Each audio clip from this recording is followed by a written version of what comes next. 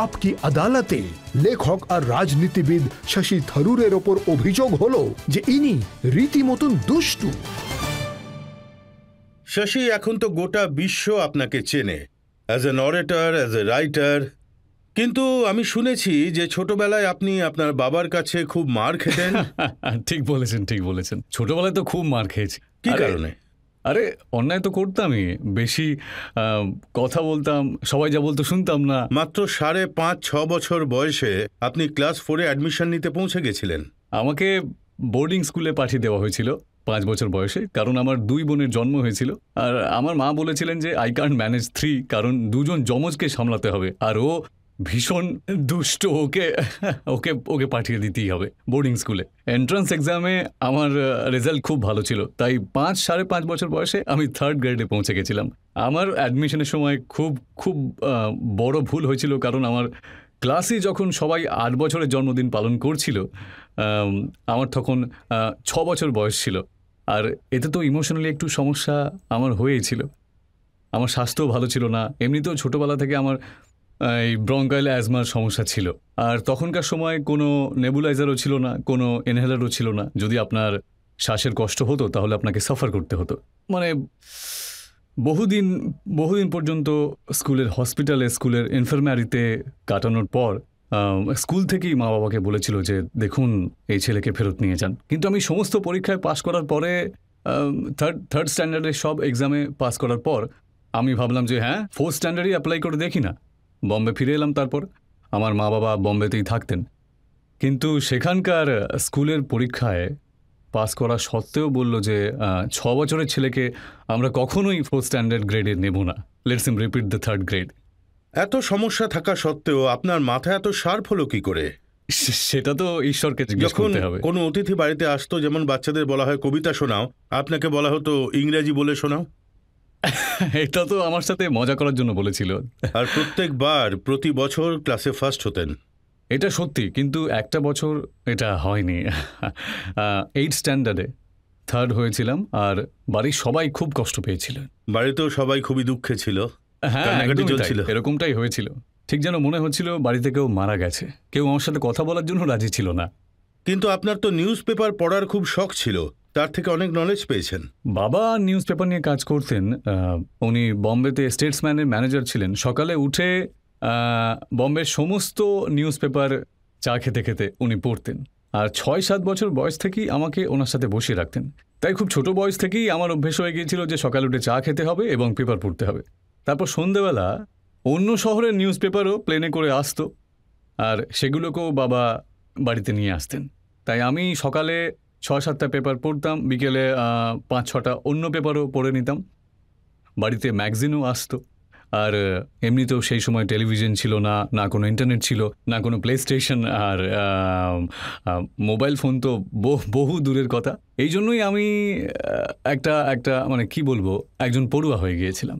আজ যে মানুষ দেখছে যে আপনি মানুষকে এত জ্ঞানের কথা বলেন, এত ফ্লুয়েন্টলি ইংরাজি বলেন, আপনার এত নলেজ, এটা তাহলে ছোটবেলা থেকে শুরু হয়েছিল? এটা অভ্যেস ছিল যে আমি একটা কোনায় বসে বই পড়তেই থাকতাম সব সময়। বাবা মা হয়তো কোথাও নিয়ে গেলেন, তখনও আমি কারোর সাথে বেশি কথা না বলে এক কোনায় বসে বই পড়তাম। বাবা এটা পছন্দ করতেন না। উনি বলতেন দেখো, জীবনে অন্যান্যদের সাথে কমিউনিকেট করাটাও কিন্তু প্রয়োজন, যে কোনো কোনায় বসে বই পড়া যাবে না। কিন্তু এই কারণে হয়তো আমি অনেক মার খেয়েছি। তো উনি বলেছিলেন যে তুমি স্কুলে debating, elocution contest, speech contest, quiz contest এইসবে পার্টিসিপেট করবে। আর আমার যখন 10 বছর বয়স, একজন নামকরা থিয়েটার পার্সোনালিটি পাল পিদিনচি উনি আমাদের স্কুলে ড্রামা ক্লাস শুরু করলেন। তখন ওনার প্রথম স্টুডেন্ট ছিলাম আমি, তাই আমি থিয়েটারও শুরু করে দিই। ড্রামাও ছোটবেলা থেকেই আপনি করেন? হ্যাঁ, ছোটবেলা থেকেই করেছি, কিন্তু এখন করছি না। ছোটবেলায় অনেক করেছি, অবশ্যই করেছি। তো কি চাইতেন বাবা মা যে আপনি কি হবেন? দেখুন, সমস্ত মিডল ক্লাস ফ্যামিলিতে আর কি চায় যে আপনি ডাক্তার, ইঞ্জিনিয়ার হবেন। আর আমি তো সায়েন্সেও ফার্স্ট হতাম, কিন্তু সায়েন্সের প্রতি আমার সেরকম কোনো ইন্টারেস্ট ছিলই না। যখন ক্লাস 9-এ, সেই সময় ক্লাস 9-এ স্ট্রিমিং হতো, হয় হিউম্যানিটি নয় সায়েন্স। আমি হিউম্যানিটিকে বেছে নিলাম। আর টিচার এবং প্রিন্সিপালরা এত রেগে গেলেন যে মা বাবাকে স্কুলে ডেকে পাঠালেন। বললেন যে ও তো আমাদের বেস্ট সায়েন্সের স্টুডেন্ট, তাহলে কেন সায়েন্সের বদলে হিউম্যানিটি নিতে চাইছে। তাই আমার বাবাও জিজ্ঞাসা করলেন, কারণ ওনারও তো স্বপ্ন ছিল যে ডাক্তার হবে বা ইঞ্জিনিয়ার হবে। এখন আমি বললাম যে দেখুন, সায়েন্সের প্রতি আমার কোনো ইন্টারেস্ট নেই বাবা। বাবা বললেন, বাজে কথা বলো না তো, তুমি তো সায়েন্সে ফার্স্ট হও। আমি বললাম যে আমি ভালো পরীক্ষা দিই, কিন্তু পরের দিন আমি যা পড়েছিলাম সব কিছু ভুলে যাই আমি। কিন্তু আপনি আমাকে সাহিত্য সম্পর্কে বা ইতিহাসের ব্যাপারে জিজ্ঞাসা করুন, আর যেটা আমি স্কুলে পড়িনি সেগুলো আমি বাইরে গিয়ে পড়ে নিয়েছি। স্কুলের চেয়ে বেশি আমি জানি সেখানে, স্কুল টেক্সট বুক থেকে বেশি আমি এই দুটো বিষয় সম্পর্কে জানতে চাই। তখন ওরা বললেন যে ঠিক আছে, তোমার যা ভালো লাগে তাই করো। সেই সময় সিনিয়র কেমব্রিজ এক্সামিনেশন হতো আমাদের। পরীক্ষা দেওয়ার পর খাতাপত্র প্লেনে করে কেমব্রিজে পাঠানো হতো কারেকশন করানোর জন্য। আর আর তার মধ্যে থেকে আমি যেগুলোতে maximum possible number best of 5 সাবজেক্টসগুলো আমি পেয়েছিলাম। তো আমি ওয়েস্ট বেঙ্গল স্টেট থেকে গোল্ড মেডেলও পেয়েছি। এমন কোনো ভারতীয় গোল্ড মেডেল থাকতো তাহলে হয়তো আমিই পেতাম, কারণ তার চেয়ে বেশি নাম্বার পাওয়া একেবারে অসম্ভব ছিল। কিন্তু এগুলোকে আমি এত সিরিয়াসলি নিইনি, কারণ পরীক্ষায় ভালো লেখার মানে এই নয় যে তুমি একজন খুব ভালো এডুকেটেড পারসন। মনের মধ্যে কি আছে আর আপনি যা কিছু পড়েছেন পরীক্ষার সময় সেগুলো ভুলে গেলেন, কিন্তু আপনার কতটা মনে আছে, that is the mark of year education. একটা সাধারণ ধারণা আছে যে ভালো নাম্বার যে পেয়েছে সেই ইন্টেলিজেন্ট। আপনি বলতে চাইছেন নাম্বার পাওয়ার কায়দা আপনি জানতেন, কিন্তু নলেজ অ্যাকোয়ার করার ব্যাপারটা সম্পূর্ণ আলাদা আলাদা ব্যাপার। আর আজও আমি যদি কোনো স্টুডেন্টের সাথে কথা বলার সুযোগ পাই বা টিচারদের সাথে, আমি সবসময় টিচারদেরকে এটাই বলবো যে দেখুন, মানুষকে কখনো শেখাবেন না যে কি ভাবতে হবে, কি লিখতে হবে, কি পড়তে হবে। আপনারা বলেন যে টেক্সট বুক পড়ো, আমাদের লেকচার শোনো, একটা সময় এগুলোই তো তোমরা লিখবে। এগুলোর মধ্যে আমার মনে হয় স্পেশালি এই 21st সেঞ্চুরিতে কোনো লাভ হবে না। এমন মনে হচ্ছে যেন 3 ইডিয়টের আমির খানের সাথে কথা বলছি। ওই ফিল্মটা ফিলোসফিও এটাই ছিল। All is well. না, সেটাও আমি বলবো না। অল কুড বি ওয়েল যদি আপনি কাজ করেন, পড়াশোনা করো, তারপর অল উইল বি ওয়েল। আমার মনে আছে যে ইউনিভার্সিটিতেও আপনি টপার ছিলেন, আর আপনার ইচ্ছা ছিল ফরেন সার্ভিসে যাওয়ার। আমার এটাই লক্ষ্য ছিল, কারণ সেই সময় ভুলে যাবেন না যে আপনি যদি ইউপিএসসি পরীক্ষার্থে প্রথম 10-এর মধ্যে না থাকেন, প্রথম 10 জনের র্যাঙ্কে না থাকেন, তাহলে আপনি ফরেন সার্ভিস পাবেন না। আমার মতে আজকে আপনার আদালতে যিনি জাজ রয়েছেন, তিনি 5ম 6ষ্ঠ বা ভারতে 5th বা 6th হয়েছিলেন ফরেন সার্ভিসে যাওয়ার জন্য। কারণ আমাদের সময় এটাই সিস্টেম ছিল, ইট ওয়াজ দ্য এলিট সার্ভিস। তারপর মানুষ আইএসের ব্যাপারে ভাবতে শুরু করে। আমার একজন সিনিয়র ছিলেন যিনি ইতিহাসে খুবই ভালো ছিলেন, আর উনি একটা খুবই প্রেস্টিজিয়াস গ্র্যাজুয়েট স্কুলে ইন্টারন্যাশনাল অ্যাফেয়ার্সে সেখানে অ্যাপ্লাই করেছিলেন, আর কিন্তু উনি অ্যাডমিশন পাননি। তা ওনার যে ক্যাটালগটা ছিল স্কুলের, ডগিয়ান ক্যাটালগ, দেখে বলেন যে থারুর ইউ অ্যাপ্লাই। আমি পাইনি, কিন্তু তোমার পাওয়া উচিত। আর আমি অ্যাপ্লাই করে দিলাম, আর আমি অ্যাডমিশনও পেলাম এবং স্কলারশিপও পেলাম। তখন আমি বললাম, দেখুন, ফরেন সার্ভিসের পরীক্ষা তো আমি এসেও দিতে পারি, কিন্তু গিয়ে দেখি যদি কোনো রকম মিসচান্সে আমি ফরেন সার্ভিসে আমি যুক্ত হতে না পারি, অন্তত বিদেশ তো আমি দেখেইছি। আপনি হয়তো জানেন না যে এই সময় বিদেশে যাওয়া খুব কঠিন কাজ ছিল। খুবই কঠিন ব্যাপার ছিল। প্রথম কথা তো এটা যে ইউ কুডন্ট অ্যাফোর্ড ইট, সবার মাইনে তো খুবই কম ছিল। আর সেই সময় অ্যাকচুয়ালি এয়ার ইন্ডিয়ার টিকিট কাটার জন্য আমাকে লোন পর্যন্ত নিতে হয়, কিন্তু সেটা নিয়ে আমি যাওয়ার চেষ্টাও করেছিলাম। আমি বললাম বিদেশের অনুভূতি জানাটা দরকার, কি আছে সেখানে। আমার মনে আছে যে ওই সময় ফরেন এক্সচেঞ্জের খুব সমস্যা ছিল ভারতে। আপনি পেতেন $8 সেই সময়, আর $8 মানে আমার মতে 60 টাকাও ছিল না, আর $1 মোটামুটি 7.5 টাকা ছিল আমার হিসেবে। 60 টাকা দিয়ে আপনি $8 পেতেন, আর $8 আপনাকে বিদেশে যেতে হতো। তো আমার মনে আছে যখন আমি প্লেন থেকে নামলাম, একজন বড় সরল পোর্টার এসে, কালো গায়ের রং ছিল, আমার হাত থেকে সুটকেসটা নিয়ে, আরে না আমি ম্যানেজ করে নেবো, বলুন ছাড়ুন আমি নিচ্ছি। আর সেই $8 থেকে ওনাকে আমাকে $1 দিতে হলো। আর তখন আমি বললাম যে আজকে একবারের খাবার কম খেতে হবে, কারণ এই লোকটা আমার সুটকেসটা নিয়ে চলেছে। তখন এরকমই ব্যবস্থা ছিল। আর তখন আমি আমেরিকা চলে গেছিলাম, আর ওখানেও বেস্ট স্টুডেন্টের অ্যাওয়ার্ড পাওয়ার একটা সুযোগ পেয়েছিলাম। আর আমার খুব ভয় হচ্ছিল যে আমার স্কলারশিপও শেষ হয়ে যাবে, রিনিউয়াল করবে না ওরা। আর ন্যাচারালি আমাকে তখন আমি বেশি পড়াশোনা করে 3টে ডিগ্রি পেয়েছিলাম 3 বছরে। কি ডিগ্রি পেয়েছিলেন? একটা তো ছিল MA, যেটা আমি 1 বছরে শেষ করেছিলাম। দ্বিতীয়টা ছিল MA LD এমফিলদের মতো ল অ্যান্ড ডিপ্লোমেসি সম্পর্কে। আর তৃতীয়টা হলো আমার PhD। আর এগুলো করে আমি একটা ছোট্ট একটা রেকর্ড করলাম সেই ইনস্টিটিউটে, the Fletcher School of Law of Diplomacy, যে এটা কখনো মানে ভাঙাই যাবে না আর কি। যা যা এক্সেপশন আমি ব্যবহার করেছি মানে এত শর্ট টাইমে এগুলো করার জন্য, সেই এক্সেপশনগুলো সমস্ত রিমুভ হয়ে গেছে। যে আমরা এই 22 বছরের ছেলেটাকে কি করে পিএইচডি দিলাম, মানে ভবিষ্যতে এটা কখনো সম্ভবই নয়। এই জন্য ওনারা সম্পূর্ণ নিয়ম বদলে দিলেন যে আর কেউ পেতে পারবে না। 22 বছর বয়সে আমি পিএইচডি পেয়ে আমি জয়লাভ করেছিলাম। তো 22 বছর বয়সী আপনি ডক্টর শশী থারুর হয়ে গেছিলেন। কিন্তু কলেজে পড়ার সময় আপনি কি কি দুষ্টুমি করতেন, আমার মনে হয় পবনজি সেটা ভালো বলতে পারবেন। হয়তো বলতে পারবেন, কিন্তু একটা খুব ফারাক, খুব পার্থক্য ছিল আমাদের কলেজে। আমি তো কলেজেই থাকতাম আর কি, রেসিডেন্ট যেটাকে বলা হয়। পবন দিল্লিতে থেকে ক্লাস করার জন্য আসতো, তাই কলেজে দুষ্টুমি বেশি হতো, আর এই ডে স্টুডেন্টসরা নিজেদের বাড়িতে ফিরে যেত। আর আমরা রেসিডেন্সে কি করতাম সেগুলো নিয়ে দুষ্টুমি, যেমন আমি তো আমাদের একটা হিউমারাস সোসাইটি ছিল পিজি উড হাউস নামে, উড হাউস সোসাইটি।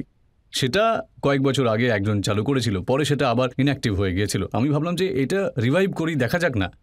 আর আমি আরও কয়েকজন বন্ধু মিলে আমার সেকেন্ড ইয়ারে রিভাইভ করলাম।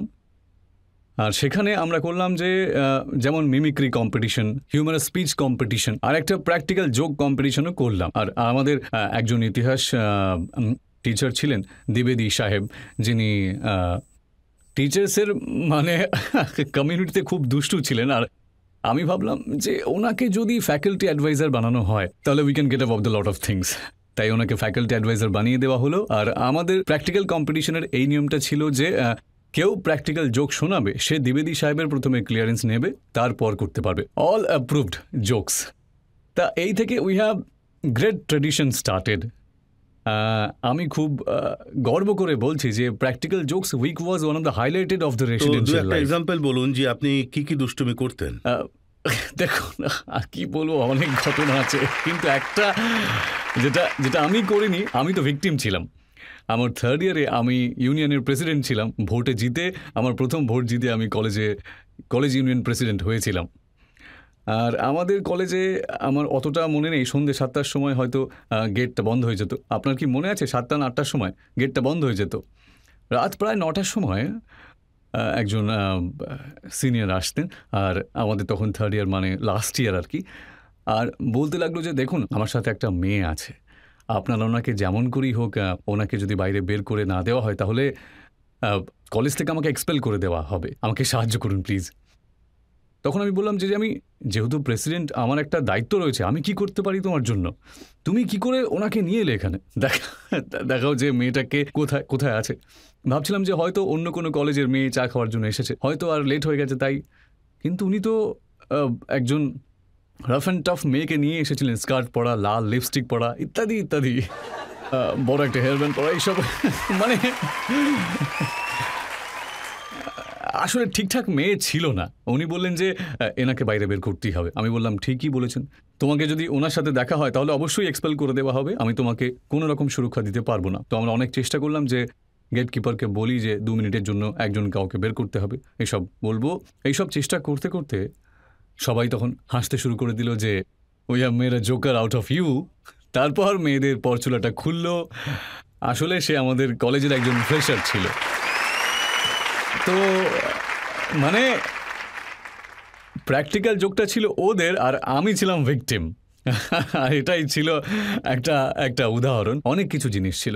আমার মতে সেই বছর ওরাই প্রাইজ পেয়েছিল, কারণ কলেজের প্রেসিডেন্টকে ওরা বোকা বানিয়ে দিয়েছিল। কখনো কখনো আপনি এমন কিছু শব্দ ব্যবহার করেন যে আমাদের ডিকশনারি দেখতে হয়। আপনি এত ভালো ইংরেজি কোথায় শিখলেন? দেখো, পড়তে শিখেছি। আর আমাদের হয়তো সেন্ট স্টিভেন কলেজে এটা প্রায় 50 বছর আগেকার কথা। লোকেরা তো খুব ভালো ইংরেজি বলতো। আর আমাদের রাজনীতিতে এখানে যেসব শব্দ ব্যবহার করার জন্য আমি এসব অভিযোগ পাই, এগুলো তো আমি আমার কলেজের ডিবেটের সময় ব্যবহার করতাম। যেমন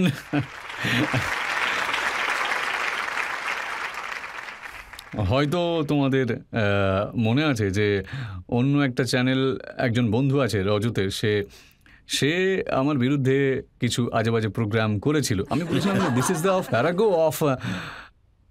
ফ্যারাগো of distortion, misrepresentation and outright lies. তো ওখানে আমি তো এটাই ভেবেছিলাম যে সবাই এই শব্দগুলো জানে আর কি। ফ্যারাগো তো আমি কলেজের ডিবেটের সময়ও ব্যবহার করতাম, অপোনেন্টের সাইডের বিরুদ্ধে বলতে হতো। তখন ওরা বলছে the farrago of mistake and assumption, এই ধরনের কথা আমরা কলেজে বলতাম। কিন্তু কেউ জানি না, সাডেনলি অক্সফোর্ড ইউনিভার্সিটি ডিকশনারির একটা টুইট বের হলো যে 10 লক্ষ লোক এই হঠাৎ করে ফ্যারাগোর মানে খুঁজে বেড়াচ্ছে ইন্টারনেটের মধ্যে। আর গত 30 বছর ধরে 5 থেকে 6 জনের বেশি কিন্তু এর কেউ মানে খোঁজেনি। তাহলে এই 10 লক্ষ কেন এলো? তাই সবাই ওদের উত্তর দিচ্ছিল যে একটাই মানুষ ভারতে আছেন যিনি এই শব্দটা ব্যবহার করেন, তাই আমরা সবাই জানতে চেয়েছি। কিন্তু আমি শুনেছি যে আপনি এমন কিছু শব্দ ব্যবহার করেন যেগুলো ওনারা পরে ডিকশনারিতে ইনক্লুড করে। না না না না না না না না, দেখুন এটা হওয়ার পর আমি ভাবলাম যে কখনো কখনো মজাও করা যায় বড় বড় শব্দ ব্যবহার করে। মানুষ যখন বলে যে আমি বড় শব্দ ব্যবহার করি, তাহলে আমি কেন করব না? তো আপনাদের হয়তো মনে আছে যে আমার একজন মুখ্যমন্ত্রী যিনি আমার সাথেই ভোটে লড়ে জিতেছিলেন, তিনি একদিন সেই সময় তখন আমার সাথে ছিলেন, ওনাকে মনে করিয়ে দিচ্ছি, একদিন আমাদের পার্টি ছেড়ে দিয়ে ভাজপার সাথে চলে গিয়েছিলেন। আমি সেদিন একটা টুইট করেছিলাম যে ওয়ার্ড অফ দ্য ডে, আর একটা শব্দ যেটা আমি নিজে ব্যবহার করতাম না, কিন্তু আমি জানতাম যে আমি লুকাবো করে, snollygoster. Definition: a shrewd, unprincipled politician. First use USA 1848, latest use today. আমি কারোর নামও বলিনি, না কোনো জায়গার কথা বলেছি, কোনো রাজ্যের নামও বলিনি, কিন্তু সবাই বুঝতে পেরেছে আমি কি বলতে চেয়েছিলাম তখন। তাই এই ধরনের দ্বিতীয় সুযোগ ছিল যে আমরা পাবলিশাররা, আমি একটা বই লিখেছিলাম the paradox of prime minister, সেটা অ্যাভেলেবেল হতে চলেছিল। বললো যে আপনি টুইটারে অ্যানাউন্স করুন, আপনার সোশ্যাল সামাজিক মাধ্যমে, যে এই বইটা এখন অ্যাভেলেবেল। তাই আমি লিখেছিলাম this book is more than just an exercise in floccinaucinihilipilification. আর এটা সত্যি যে এইসব ডিকশনারিতে পাওয়া যাবে না, কারণ এটা তো মজা করার জন্য প্রায় 150 বছর 200 বছর আগে অক্সফোর্ড ইউনিভার্সিটিতে মজা করার জন্য এটা একটা ল্যাটিনের কিছু রুটস নিয়ে নতুন শব্দ তৈরি করা হয়েছিল, যে active estimating something or someone Aja worthless. এটা একদমই কোনো কাজের নয়, একদম ইউজলেস। শব্দটা হয়তো কারোর জন্য তৈরি করা হয়েছিল। একেই বলা হয় শব্দের দুষ্টুমি। একদম। আপনার লাইফ নিয়ে যদি কখনো বায়োপিক হয়, সেখানে কতজন হিরোইন থাকবে?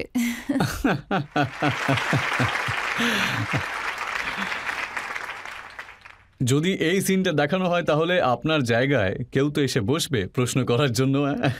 তাই অন্ততপক্ষে একজন হিরোইন তো চলে এলো। দেখুন, আমি বলবো প্রথম হিরোইন তো আমার মা, যিনি আজও আমার সাথেই থাকেন। 87 বছর বয়স ওনার, আর যিনি খুবই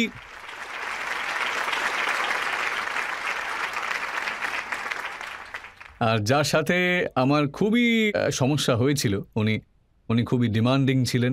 যাই করতাম তাতে সন্তুষ্ট ছিলেনই না, চাইতেন যে আমি আরও করি। আর সব শেষে উনি এই বয়সে পৌঁছে নিজেদের মধ্যে যেটা কি আর বলবো, নিজেদের মধ্যে ব্যাপারগুলো, এইসব যে ইন্টিমেসি এসেছে, যে আমাদের মধ্যে এত ঘনিষ্ঠতা বেড়ে গেছে, যে আমি ইভেন 10 বছর আগেও আমি হয়তো ইমাজিন করতে পারতাম না। তাই এটা আমার জীবনের অনেকটা বড় একটা গল্প, আর আমার মায়ের সাথে আমার সম্পর্ক যেটা। তারপর ন্যাচারালি আমার দুটো বোনও আছে, আর এই বোনগুলো একজন 4 বছরের ছোট আর একজন 2 বছরের ছোট, আর এরা দুজনই আমার সব থেকে ভালো বন্ধু, সব থেকে বড় ক্রিটিক্সও। তো ওদের সাথেই আমি বড় হয়েছি, আর এখন আমরা 3 জন 3 দেশে রয়েছি।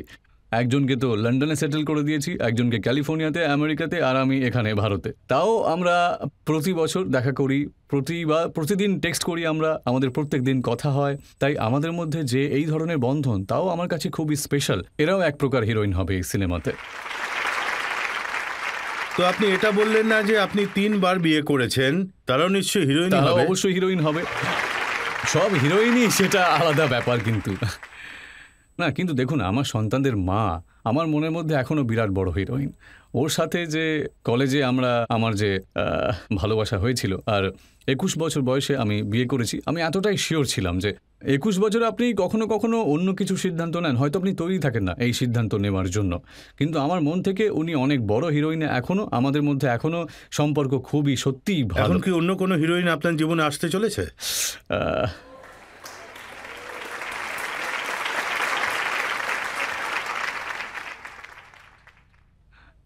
একটা ইংরেজিতে কথা আছে না, নেভার সে নেভার। আমি এটাও বলবো যে আমার বয়সের কথাটা একবার ভাবুন, আমার দায়িত্ব কথা ভাবুন। পসিবিলিটি খুবই কম। আপনার দুষ্টুমি দেখে মনে হয় না, মনে হয় তাড়াতাড়ি কিছু হবে।